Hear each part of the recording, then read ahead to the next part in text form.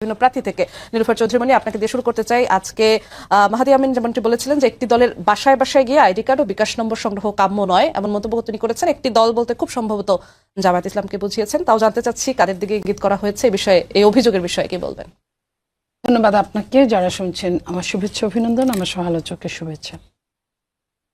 দেখেন, এটা বিএনপি ইতিমধ্যে অভিযোগ করেছে, এর আগেও বিএনপির মহাসচিব অভিযোগ করেছিল, কিন্তু ইসি কোনো কর্ণপাত করেন না। ইসি কিছুই বলেন নাই। তাদেরকে যাদের সম্পর্কে অভিযোগ করেছে একটা বিশেষ দল, তারা বাড়ি বাড়ি গিয়ে অনেক আগে থেকেই তারা ভোট চাওয়া তো আছেই, ভোটের সেই কসম কাটিয়ে মাথায় হাত দিয়ে বিভিন্নভাবে কনভিন্স করার চেষ্টা করে। এবং আপনি জানেন বাংলাদেশের নারীরা এখনো ভেতরে যারা বাড়িতে থাকে হাউসওয়াইফ, তারা কিন্তু একটু নরম মনের হয় এবং তাদেরকে বায়াস্ট করার জন্য যার পর নয় চেষ্টা করছেন। এবং সর্বশেষ যেটা বাসায় বাসায় গিয়ে ভোটার আইডি কার্ড সংগ্রহ করার তো কোনো কারণ নাই। এই টাইমটায় ভোটার আইডি কার্ড এবং বিকাশ নাম্বার, এই যে বিকাশ নাম্বারে অর্থ, আমরা জানি একটা দলের কাছে প্রচুর পয়সা আছে এবং তারা খরচও করে। অর্থ খরচ করা আমি খারাপ কিছু বলছি না, কিন্তু রুলস অ্যান্ড রেগুলেশনের মধ্যে থাকতে হবে। নির্বাচনে কোনটা যায় কোনটা যায় না সেটার মধ্যে থাকতে হবে। সেটা না থেকে তারা যে এখন এই কাজগুলো করছে, এটা তো নির্বাচনের জন্য চরমভাবে, যেমন ওনারা কিছু কিছু জিনিস হলে আপনারা জানেন আমাদের নেত্রী দেশনেত্রী বেগম খালেদা জিয়া ইন্তেকাল করেছেন। সে অবিসংবাদিত নেত্রী, সর্বজন স্বীকৃত নেত্রী, সে ওনার জন্য সারা বাংলাদেশ কাঁদছে। সেই মানুষটার জন্য মিলাদ হবে, এটাই স্বাভাবিক। এবং মৃত্যুর 1 বছর 2 বছর পরে প্রতিদিন হয় না। এবং বিএনপি যত বড় দল, সেখানে মিলাদ হবে, দোয়া খায়ের হবে, সেই জায়গা নিয়ে কত রকমের কথা হচ্ছে। এই জায়গা নিয়ে আমাদের নেতা জনাব তারেক রহমান, উনি 17 বছর পরে দেশে ফিরেছেন। আসার পরেই তার মায়ের এই অবস্থা হলো এবং সবকিছু মিলে যে অবস্থাটা, ওনার জীবনের উপর এখনো রিস্ক, এইসব নিয়ে যেভাবে ইসিকে দোষারোপ করা হচ্ছে, অথচ এত বড় ঘটনা, প্রোটোকল নিয়ে কথা, হ্যাঁ প্রোটোকল নিয়ে যেটা তার জীবনের রিস্ক, এটা কিন্তু যারা কমপ্লেইন করছে তারা নিজেরাও জানে, তারপরেও তারা বলছে। এবং এগুলো হলো গিয়া এটার উপায় ছিল না এবং হালকা ছোট ছোট ইস্যু, অথচ বড় বড় ইস্যুর মধ্যে আপনি এই যে বিকাশ নাম্বার চাওয়া, এই যে বাড়ি বাড়ি গিয়ে আপনার ভোটার আইডি কার্ড চাওয়া, এবং আরো যেটা ইম্পর্টেন্ট, যেটা ইসির দ্বারা আমরা আমাদের লোক নাকি ইসি, ইসি যদি আমাদের লোক হয়, আমাদের তো ভোটটাই ধ্বংস করে দিচ্ছে ইসি। আপনার যেভাবে পোস্টাল ব্যালট যেভাবে ছাপিয়েছে, আমি যদি আপনাকে ওইটা বলি যে পোস্টাল ব্যালটে তারা আলফাবেটের সিরিয়াল দিয়েছে, প্রথমটাই আলফাবেট লঙ্ঘন করেছে। প্রথমটাই আপেলের পরে আনারস, আপেল পি এর পর, মানে প এর পরে দন্তন্য হয় না, দন্তন্যর পরে প হয়। তো ওই প্রথম থেকেই কিন্তু তারা লঙ্ঘন করেছে, অথচ আমাদের বুঝিয়েছে যে এটা সিরিয়াল মেনটেন করেছে। এবং সিরিয়াল মেনটেন এমন ভাবে করেছে যে একটা মার্কা একদম সবচেয়ে আগে, ধানের শীষকে খুঁজে পাওয়া যাচ্ছে না। ধানের শীষকে খুঁজতে খুঁজতে সেও পাওয়া গেল, সেটা কোথায় একটা চিপার মধ্যে, এবং সেটাকে ভাঁজ করলে আরেকটা ঘরে ভোটটা পড়ে যায়। মানে সিলটা 2 ঘরে থাকে, 2 ঘরে সিল থাকলে ভোটটা নষ্ট হয়। তার মানে কি, ইসি যদি আমার লোক হতো, ওই সামনে একটু বুঝা হইতেছে বড় দল দেখি একটু ভয়ে ভয়ে কথা বলছে ইসি, অথচ ভেতরে ভিতরে কত বড় ষড়যন্ত্র করছে। এবং আপনি আরো যদি অবাক হওয়ার মতো, পোস্টাল ব্যালট বিভিন্ন বিদেশে বিভিন্ন বাসায় পাওয়া গেল, যাদের বাসায় পাওয়া গেল এক এক দেশে, তারা কিন্তু ওই একটা দলের নেতাকর্মী, আর কারো অন্য কোনো দলের নেতাকর্মীদের বাসায় পাওয়া গেল না। তাহলে ইসি থেকে যদি ওইখানে পোস্ট না করা হয়, না পাঠানো হয়, তাহলে কিভাবে পেল? আপনার মনে পড়ে ঢাকা বিশ্ববিদ্যালয়ের ডাকসু নির্বাচনে এরকম 80,000 ব্যালট নীলক্ষেতে পাওয়া গেছে। তখনও যদি বিএনপি খালি জাতীয় নির্বাচনের জন্য বিএনপি মুখে স্কচটেপ দিয়ে বসে আছে, তখনও যদি এই কথাগুলো বলে, তাহলে কিন্তু পরের বার থেকে সবকিছু সাবধান হয়ে যায়। সেম ঘটনাটা কিন্তু আমরা বিদেশে এই জিনিসগুলো দেখছি। তাহলে আপনি এটার পরে আপনি কি করে বলেন যে ইসি যারা বলছে যে ইসি বিএনপির হয়ে কাজ করছে, ইসি বিএনপির হয়ে কাজ করলে বিএনপির মরণঘাতী জায়গায় বিএনপিকে নিয়ে যায়, যেখানে 15 লক্ষ ভোটের ব্যাপার, 15 লক্ষ ভোটের যদি এই অবস্থা হয় যে একটার মধ্যে সিল মারলে আরেকটাই চলে যাবে, তাহলে তো বিএনপির সব ভোটগুলাই নষ্ট, যারা বিএনপিকে ভোট দিবে। আবার ধরেন আপনার রক্ষক যখন ভক্ষক হয়ে যায়, এমন ভক্ষকের কাছে রক্ষক বানানো হয়েছে যে সে নিজে প্রার্থী, সে নিজে আলাদা দল করে, তার বাড়িতে ভোটের সমারোহ।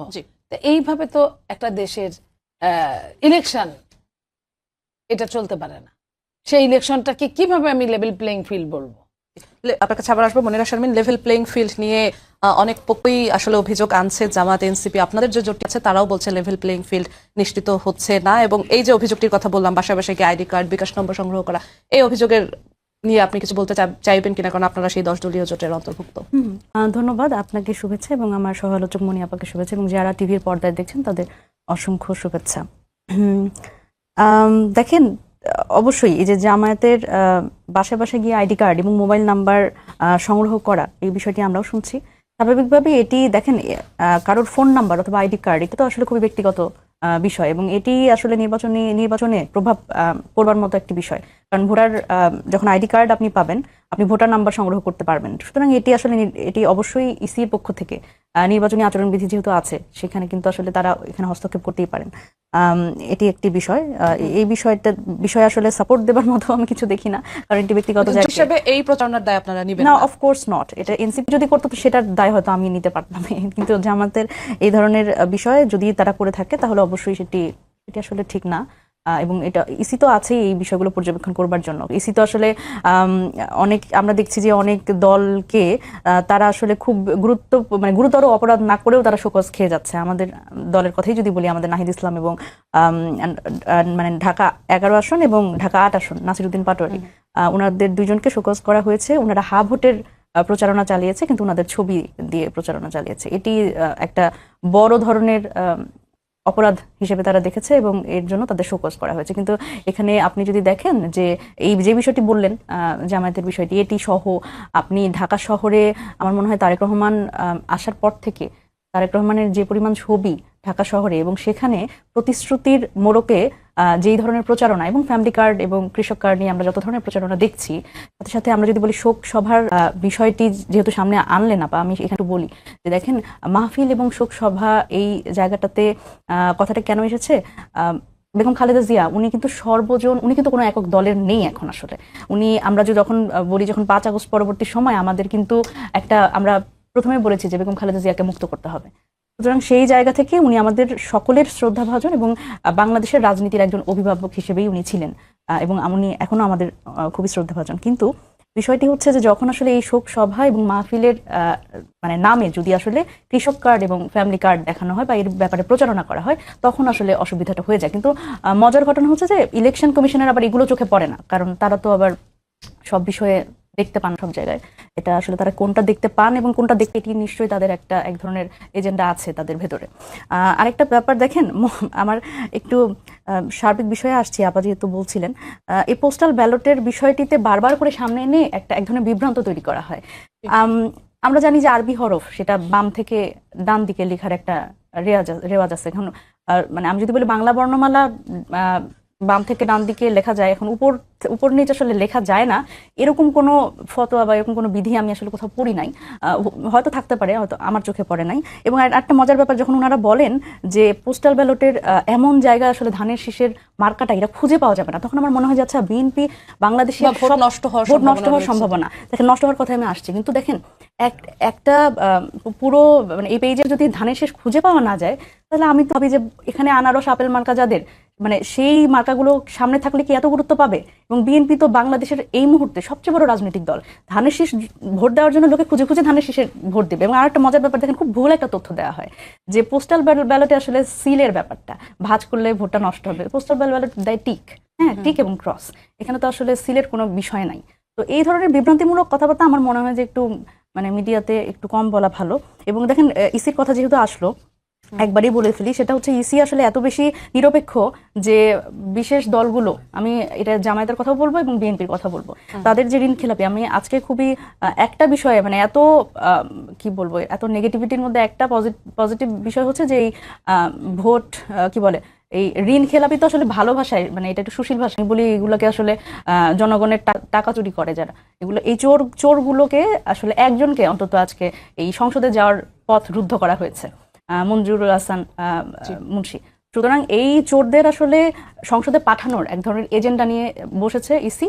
এবং বিদেশি নাগরিক, এখানে দ্বৈত নাগরিক কথাটা বললে আসলে খুব শ্রদ্ধা দিয়ে বলা হয়, আমি বলি বিদেশি নাগরিকদের এক ধরনের সংসদে পাঠানোর একটা তারা এজেন্ডা নিয়েও ইসি বসেছে। সুতরাং এই জায়গা থেকে আমার মনে হয় যে পলিসিটা ঠিক করা উচিত, এবং ইসি আসলে নিরপেক্ষ ভূমিকা যে পালন করতে পারে, এটিও কিন্তু আসলে তার প্রমাণ করবার একটা বড় জায়গা।